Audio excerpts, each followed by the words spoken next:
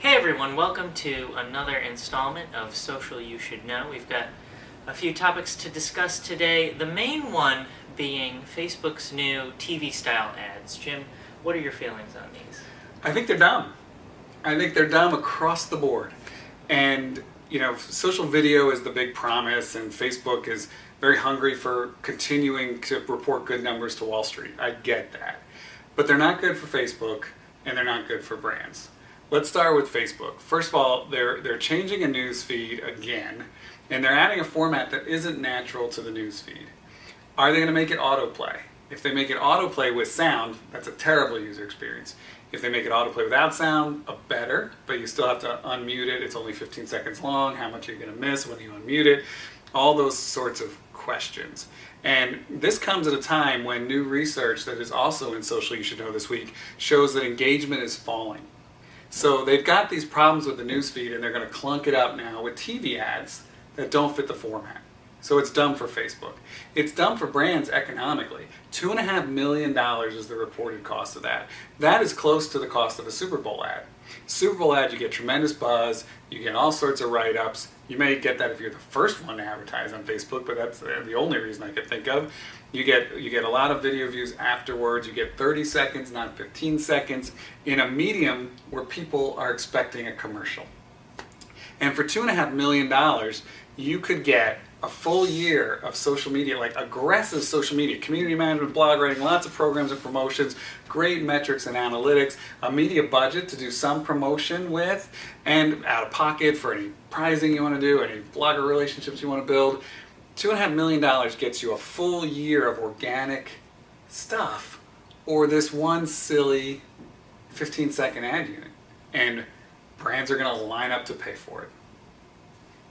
Yeah. But we have all this research about organic being better than paid. And the reason is on social, you want to feel like you've discovered something. You want to share it because you found something funny or you found something interesting. And as soon as you roll ads in, that whole discovery part goes away. So do you get any clicks? Of course you get some clicks. But $2.5 million invested in a cogent, coherent strategy about who cares about your brand is going to pay measurably better business results than $2.5 million running some 15-second ad for a day on Facebook. I guarantee we can beat that with the same budget. Yeah, absolutely. Yeah, so let's say you're in charge of this new ad format. Mm-hmm. What would or could you change to make it more user-friendly? I think I might do sort of like Vine does, where as soon as you mouse over it, it begins to play. You probably, though, have to make it with the volume off. There's a lot of people checking Facebook at work, and they don't want that, distracting their bosses. Not a problem around this office, but a problem around normal offices. So I think I would autoplay only when you mouse over it, and I'd have the unmute button very easy to find, sort of like it is on Vine. But I'm really concerned about it. Facebook was making a lot of good moves toward fixing the newsfeed, which is broken, and they're going to add this into the mix. I'm just really concerned that that's going to hurt user. How many times users visit Facebook a day. Yeah, and it definitely it'll be interesting to see how other brands or social media agencies. Companies like Google Plus and who are basically like completely anti-advertising, right. Like zero ads, to see how they'll respond.